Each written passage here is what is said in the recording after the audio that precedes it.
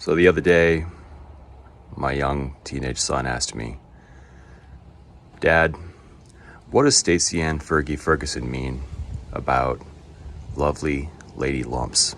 So being a responsible father, I say to him, "Son, lovely ladies have lumps. The 99 Eclipse has a lump on the hood. The 2JZ GE and GTEs with VVTI have lumps here. And your evap canister, guys, it has a lovely lady lump too.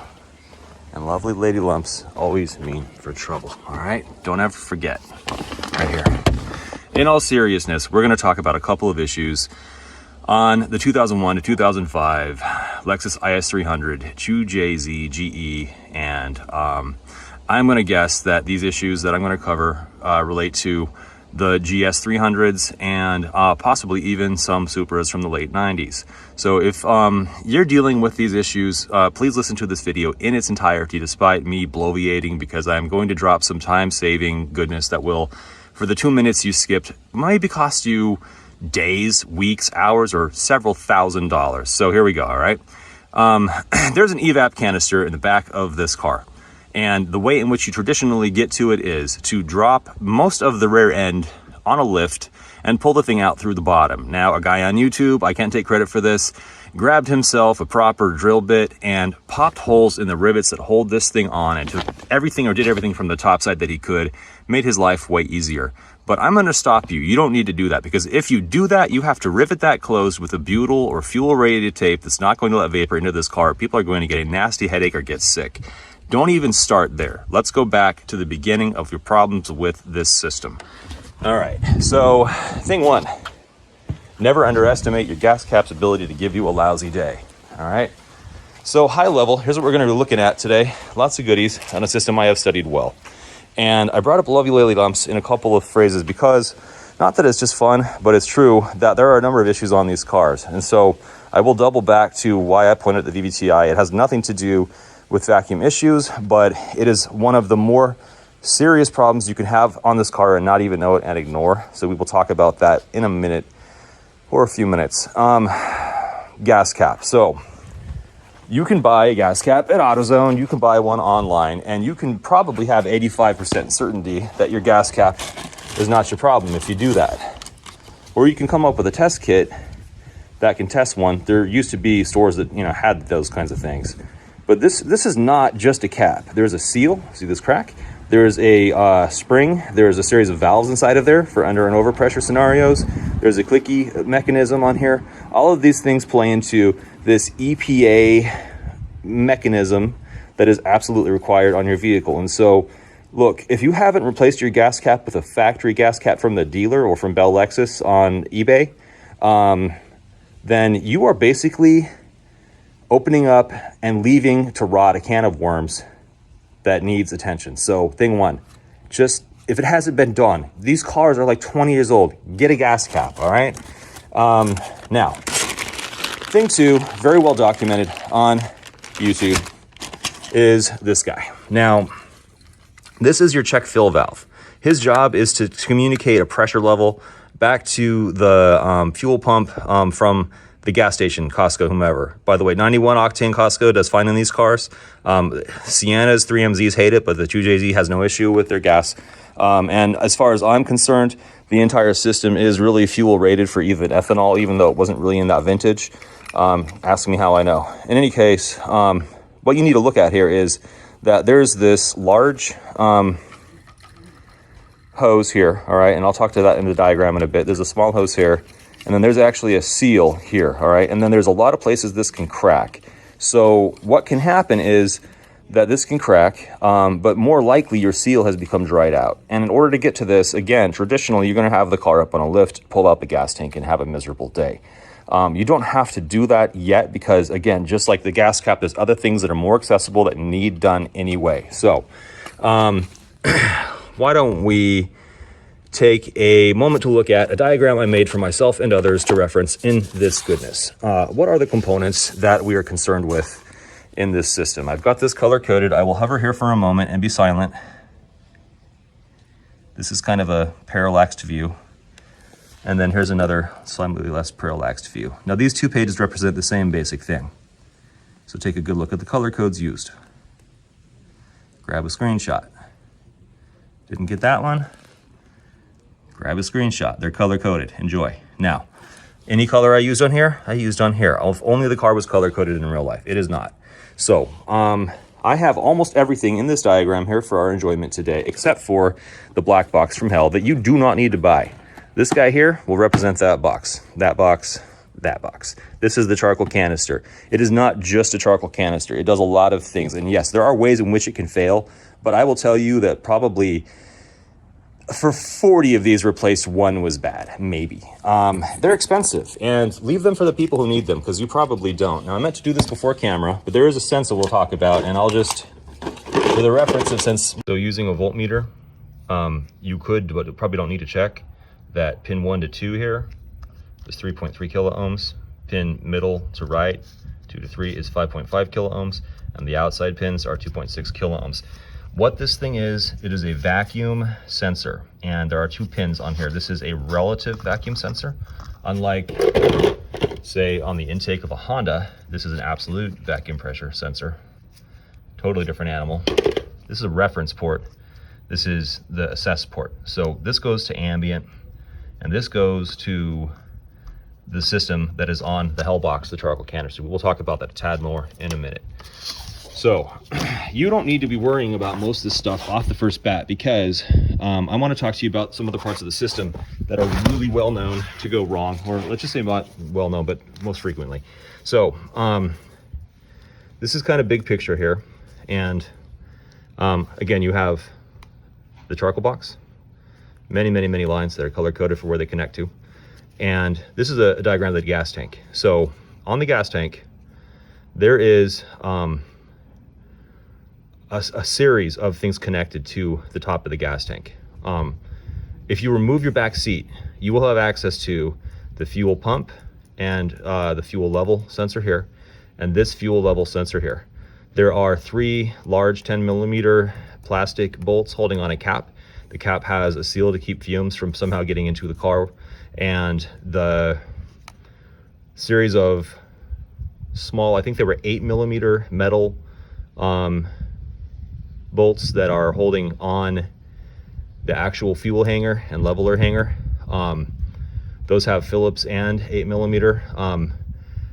Get a rag, fill out that whole area that you're working with a bunch of rags, so that you don't drop one of those things into the space that you're never going to get that out of later. And also, when you go to the junkyard, grab a few of these little bolts, because they actually fit a few things on the car, and they're kind of, well, they're one of the stranger bolts I've seen on Toyotas, in the way that, like, they aren't very frequently found. So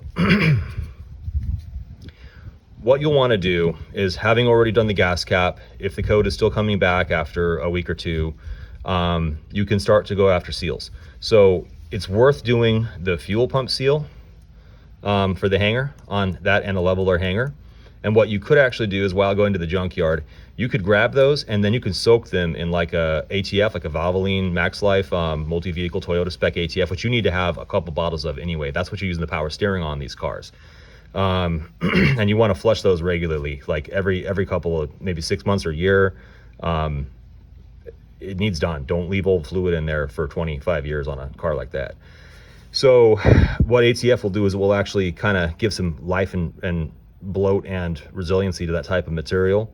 And that will help aid a seal here, because let me explain to you that when you get a p0440, it is telling you there's a vacuum leak, and that could be literally anywhere in the system. And that's what we're really looking at right now. Starting with your gas cap, these seals, and then of course this guy's seal or a crack in him. Now this, again, you're supposed to drop the tank for, but there are videos on YouTube that document coming from the passenger side.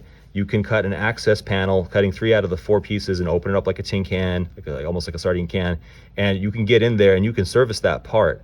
But you need to be able to properly seal that when you're done, in one form or another, so that you do not somehow let fumes into the cabin. That is not going to be good for passengers. So in all likelihood, you will probably wind up needing to do that, but do these other things first, because even if you fix this in 2 or 3 years, when you've forgotten about this video or these problems, then these are going to go on you if they haven't already. Now, If you can't get them from a junkyard, you can get them from a dealer. They're not that expensive. Again, Bell Lexus, I bought mine. I bought all 3 of those for, I think I came in under like 20 bucks before shipping or something. That was before everything went up, you know, in the last couple of years, almost double the price it was before. But you can get them relatively cheap, or you can refactor the old ones. Or if you have the car down for a month, fine. Don't even do that. Just take them off of this guy. And I mean, if you're really that guy and you're not taking out the gas tank, I understand that. Word of warning, do not attempt to drill anything on this side of the system. The gas tank is asymmetrical. It has like a pickup on this side to make room for the fuel hanger to have a different elevation than the fuel leveler here. And so there is about probably this much space in between the seat deck and that tank. The best way to go about getting this assessed well is to go to the junkyard and cut out a template while practicing on a car that's already going to get crushed. Don't be messing with yours if you don't have to. All right, so next most common thing to fail. So we talked gas cap, these guys here, 1, 2, 3. Under an unmessed with car, there is this thing I found on my second IS that is just absolutely the most annoying thing on the planet. This red line here, he goes to a VSV, a vacuum switched valve, okay? He's pretty normal as far as I can tell. I haven't traced the entire thing, but what seems to meet the eye seems to be what's there, which is that I believe it's momentarily a soft line, then it's a hard aluminum line wrapped in plastic that comes all the way out and then goes into like a little green thing you've seen that looks almost like an AC thing that's not. It's actually a Schrader valve for like doing vacuum testing. You'll never probably need to mess with that, but it's good to keep it there and keep it clean. There's also a little evap box on it, which actually I have some spares of, but I can point to that maybe in a minute. And those are kind of meant to be polarized. They're meant to collect residual, but these aren't going to cause a failure if they're not cracked, and they usually aren't. They're pretty solid. The other line that I'm concerned with here is this purple line, all right? Purple line does this thing, starts off soft, right? Comes out of the hell box, goes all the way through the solid line aluminum, through the plastic, and then right on the firewall, pretty much behind the block, about where your brake and clutch pedals meet from your floorboard down there, the hard line has a soft line connecting it to another hard line. So I had a vacuum pressure gun that I was testing everything with and using like vice clamps, squeezing on the soft things in all the right places to see if I squeeze here and I measure here, is the leak from here to here or is it from here to here? And I thought I had a crack somewhere in my charcoal canister, and when I put the clamp on there and did a vacuum assessment on this other spot, I had a leak and I traced it back. I'm like, soft, fixed it, hard, where would it be? And then I find this little connector, the soft line. So I think this will probably be the 5th or 6th most common issue.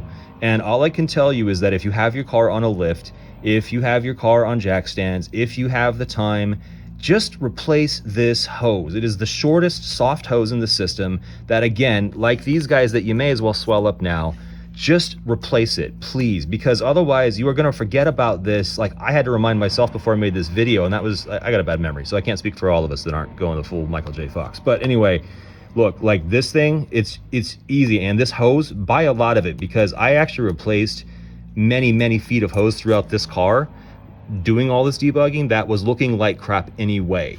Now, there's a VSV here too. And I just want to point out that this is the motor block here. This is your air box. You got your MAF. You've got your one VSV, second VSV.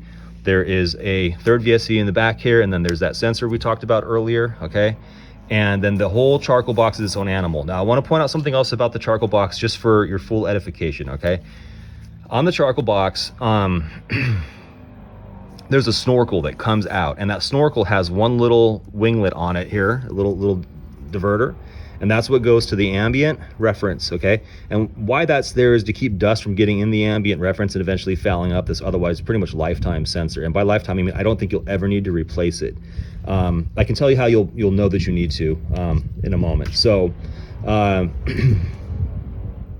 this guy here is literally just a snorkel. He has no real active component of any kind, not even really a proper filter. His job is to just divert excess fuel vapor from the charcoal that it's farting or burping out, and that goes that way. Now, this is the brown line that comes off in this diagram here. It's not brown in real life, but God, I wish it were.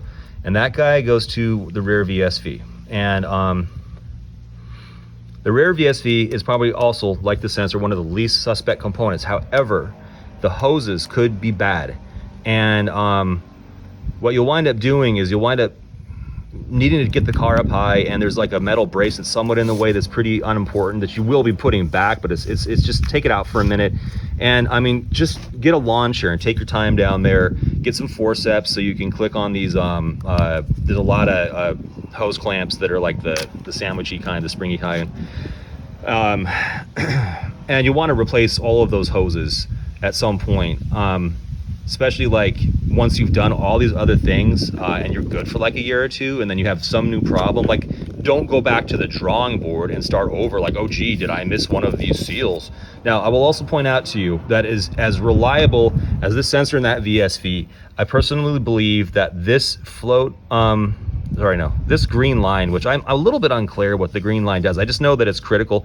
It's a larger line. It's something, well, let me show you what it looks like a bit. It's a tad bigger than this size.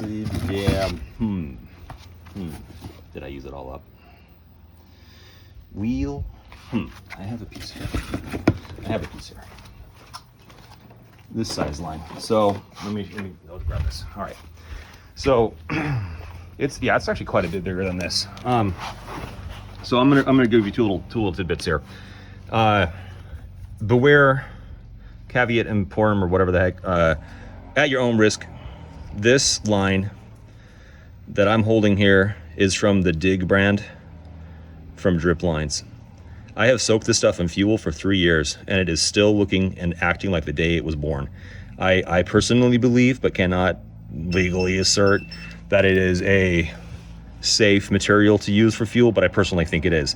And this size line, I think they call it like a 3/8, no, quarter, yeah, it's quarter.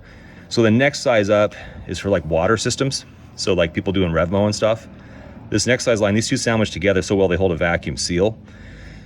And I believe this guy here in my hand, this next size up from the 1/4, that this guy is real similar in size to this green line here, or that it may fit well in the same kind of way with this. And so why I bring this up is, here's a part of your evap system you've never thought about.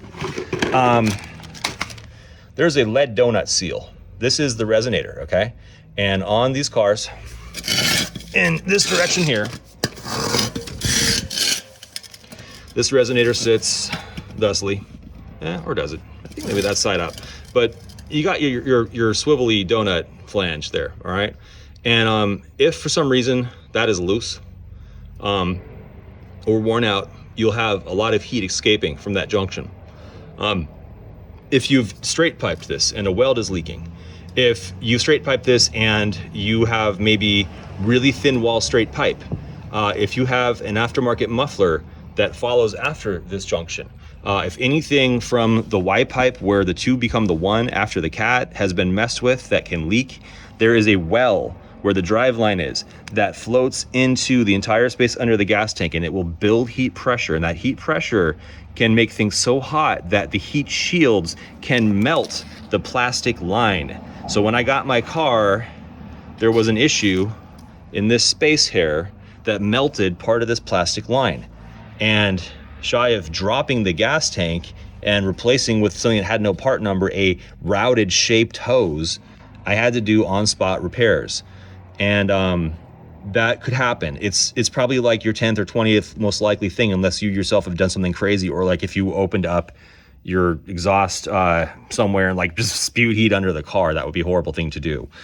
So again, long-winded, but all this information is worth knowing, and I'm trying to give the good stuff up front.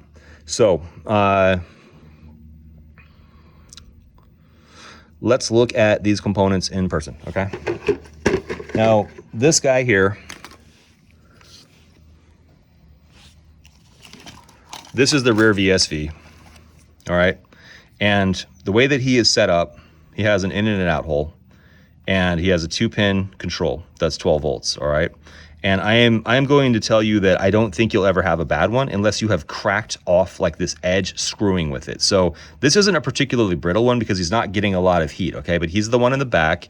There's a part number on here. Let's see. That's weird. It looks like a 4-digit. It's one of those other part numbers, but yeah, you'll still find it this way. 0910-12222. p0444. That's 2224. And that guy, I really don't think you'll ever need him, but here's how you would know, is you can get a vacuum gun, all right? And you can squeeze on him on the side that I'm on, all right? And if that side holds a vacuum, then that means it doesn't have a leaky seal. If it does have a leaky seal, you can get some ballistol and spray it out real well, and that will make it probably not leak. Usually it's because you have a cracked line of dirt got inside, then your seal's leaking. Okay, but also you need to know that it's working. So that guy, this is the rare VSV, he is normally closed. That's why right now without power he's doing that. If you actuate power right now, his vacuum will just go chunk and it'll disappear. I don't believe these are particularly intermittent so much as like just pass or fail. But yeah, that's the rare one, okay? So you've seen him, all right? Now let's talk about a guy that you will easily neglect, but can see often. This guy here is the one that makes all Toyotas sound like crap. It goes tick, tick, tick, tick, tick, tick, tick at a really high speed when you're idling. And it's the vacuum being switched by these two pins. And if you disconnect the connector, your car will sound so much nicer, but then you'll throw a p04 code typically. However, on one friend's 2002, we disconnected it and he didn't code for like a year and a half. And my mind is blown, but what's bad about that is this guy's job is to suck vapor out of the gas tank that is pressure built, that this sensor says, hey, we're too close to ambient, which could be above. This cannot detect pressure, it only detects vacuum. And this guy, his job is to prevent that so that if he were to fail, then you could potentially build up pressure and they'll have to switch something else to let pressure out of the system. Now, you also don't want too much vacuum. So if this guy somehow got stuck open, he could put so much vacuum into the system, it could actually cause damage to components. And so one of the things you will see in the tech stream test is that the vacuum has to stop at the right time. And the system, the software isn't real time in terms of being able to read that value. And so because these computers aren't super fast, they actually have like kind of a buffer when they reach like neg 23, I think it is, then it disconnects the vacuum application and tries to stop it. Usually it overshoots to about 24 or 27. But if you were to hit like a full vacuum, you would actually damage components, especially if it was held there with pressure or, strength. But yeah, so this guy here, he's the one on the engine that lets the fumes go back into the top of the intake. Now, the last guy in this picture is this dude, which again, I've actually never experienced a bad one yet. This guy, he goes by your intake box on the cold side, right before or around the filter. I think it might be after actually, but it's just near the filter. And so I've got resistance values, which are gonna be ballpark because I don't think these are so tightly manufactured, but you can check the resistance of the coil to be 30 ohms on the rare one, about 29 on that green one that I just showed you. And the last one I showed you, black, is about 25.5 ohms in my experience. And you can actuate any of these momentarily with a battery. Do not leave a battery on them or you will burn out the coil. They cannot be, their duty cycle is meant to be, I think, less than 50%. Now, what's interesting about this guy is that he has like a latching effect. So if you apply a vacuum to him, he won't do anything until you apply power. Because again, he's normally open, all right? These two are normally closed.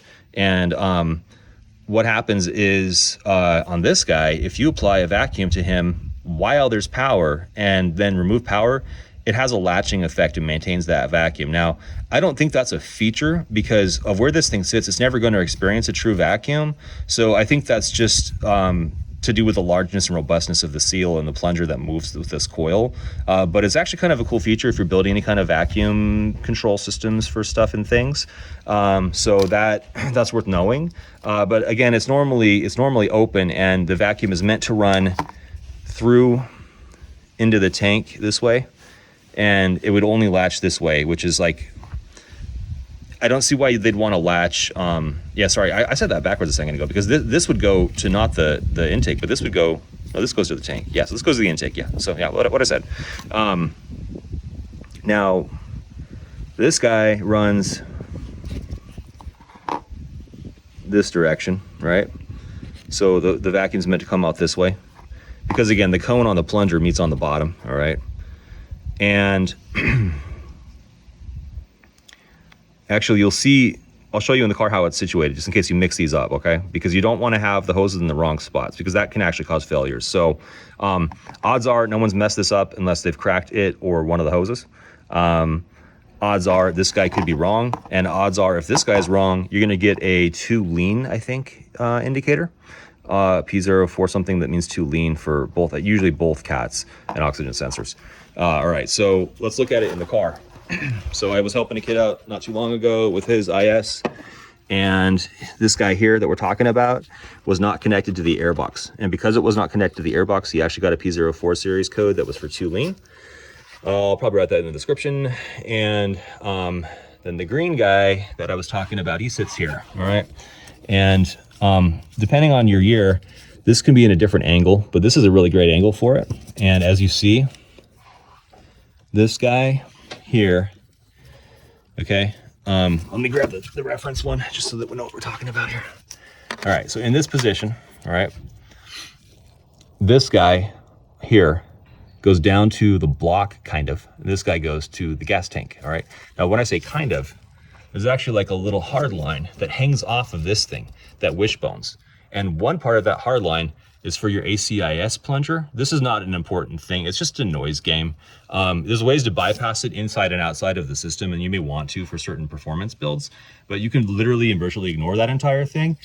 Unless somehow you had a leak on the line after the hard line or somehow before the hard line. But a vacuum leak spells out its own doom and would probably not, I don't think it would affect, looking at that, no, it would not affect any evap test on these cars at all, okay? So, now, I promised a juicy tidbit for you guys at the beginning that about lovely lady lumps. So I'm gonna do that now because I think maybe you need a break from this topic.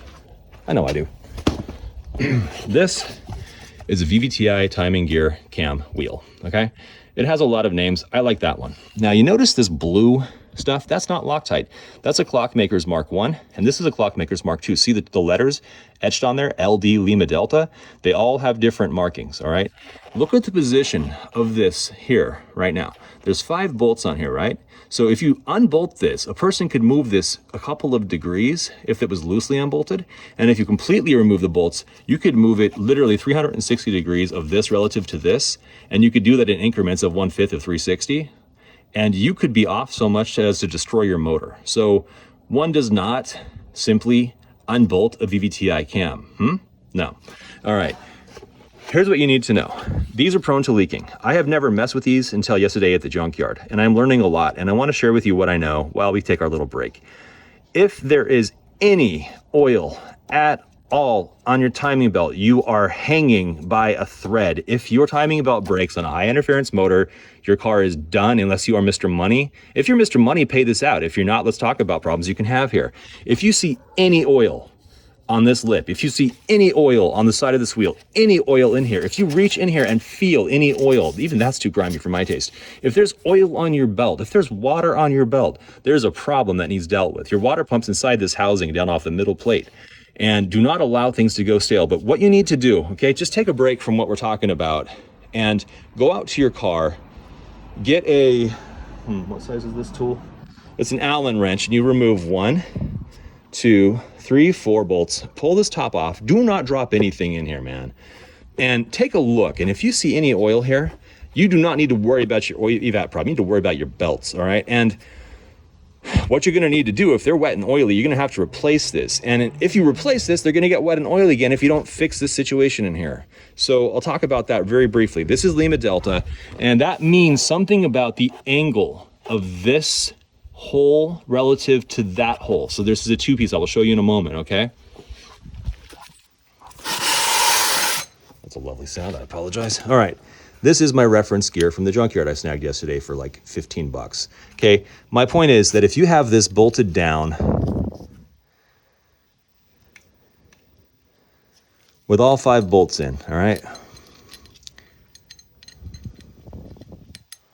And really one suffices for the sake of this argument. There'll be some ellipticness going on here, but look, this guy here can move that much. Now let me be clear. If this is crooked by, what is that? Like maybe 1.5 degrees plus or minus, you're not going to blow anything up, okay? If it's crooked by an entire set of bolts, goodbye motor. But look, when you take this apart, before you take this apart, you need to take extremely detailed pictures, make marks, maybe get over here on this other hole and make a mark in here so that you know how to put it exactly back where it was. Because if this is off from where it was built from factory as a set, as a unit, then you will wind up with idle issues or other richness or leanness, okay? Now, the other thing is this guy has a clockmaker mark of BA. And ironically, at the junkyard yesterday, there were 2 there marked BA, all right?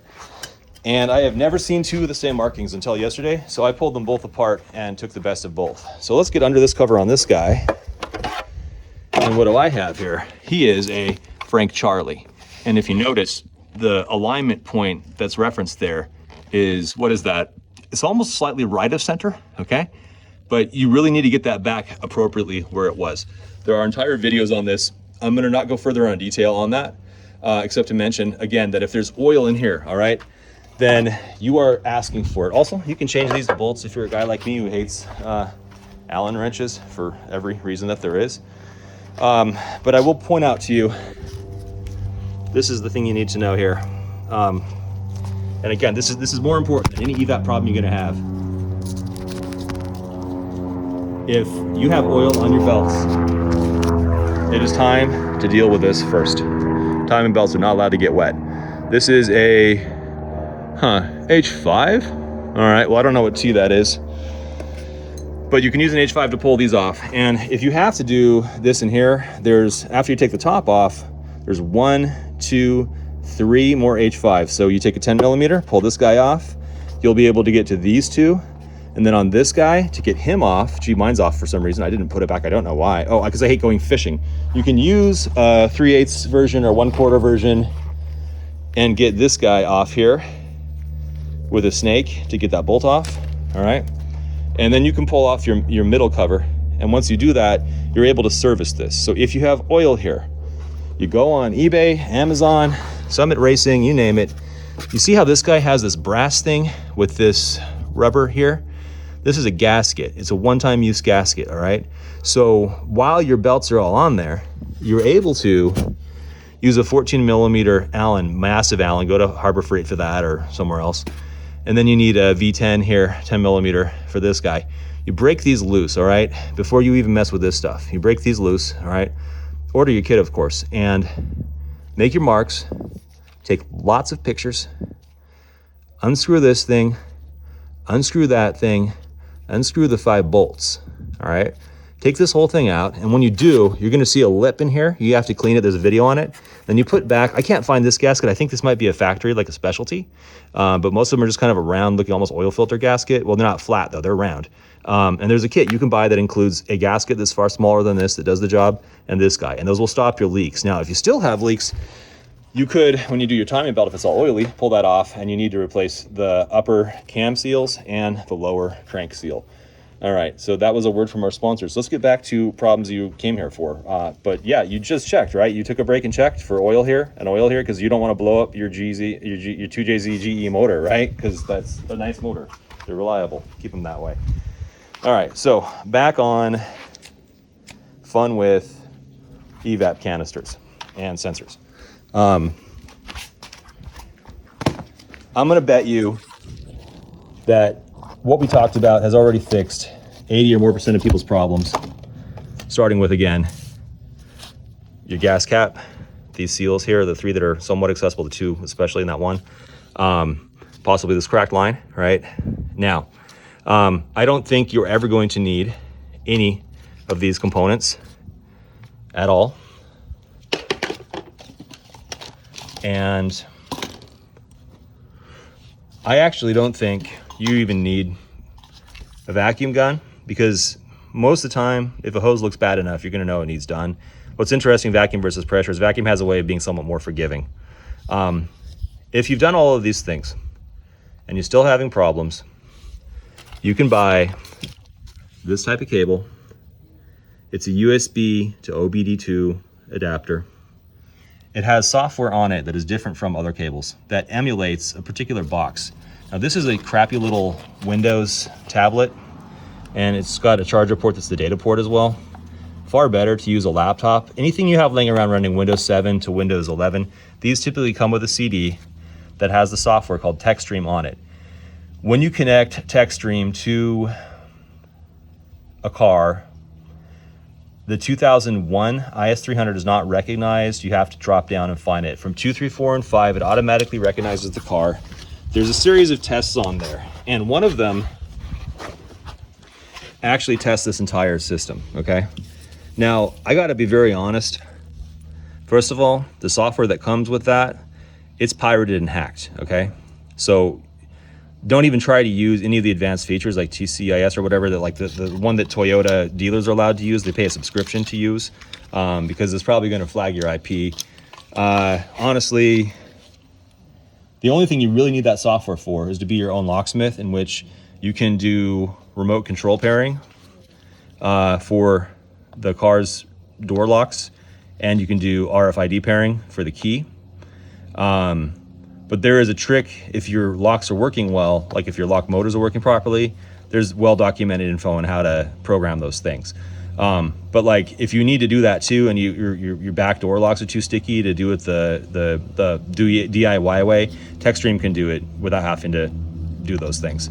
I also made a video on what to do about your back left door lock if it's screwed up that I might link below. It's kind of caveman, but if you're 6 feet tall, you need a 3-door car, not a 4-door car. So this TechStream tool, what it will do in that mode is it will go through a series of exercises, and I'll bet you if you're having the problem I'm having, everybody else is having, you're gonna fail at that same point and be absolutely bewildered as to what the issue is, and you're gonna have to come back to this anyway. So you really don't need to go buying TechStream, but what you could do is, like, if you plan on doing something like your door locks anyway, and you want to take the risk of buying pirated software, bear in mind that there's probably like a virus on that CD. So like whatever laptop that you're putting that on, just put it on a disk that you've cloned that you're going to air gap, and don't let it on your Wi-Fi. Don't let it spread a virus on your home network. Don't have your social security card photos or numbers written down on that computer. Stolen software is stolen software. So just be careful. But yeah, if you need to do other things anyway, if you want to do much better than some type of hand scan or debugging, you're able to see stuff that if you look up TechStream on YouTube, you'll see people doing not like tuning, but you know, detailed analysis of timing and things like that. There's things you can test with TechStream that are cool. It's worth having, but yeah, I mean, if you only want it for this, probably you don't need it. But what I would see it being of value for is like if you did have a bad vacuum sensor in the canister space, then you would be able to tell from there.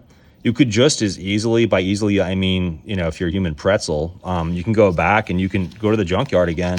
You can cut off one of these cables so you get a long extra cable. You can disconnect that one that's in your car. You can connect this, you can grab your voltmeter, and you can grab a vacuum gun, and you can do vacuum testing off of this port with the reference wide open, and you can watch the digital value of that thing change while you apply not 12 volts. This is a 5-volt sensor, okay? And gee, I don't remember what pins were what, but I think you can find it online. I might put a drawing maybe on this later. I don't know, but it's not too scary.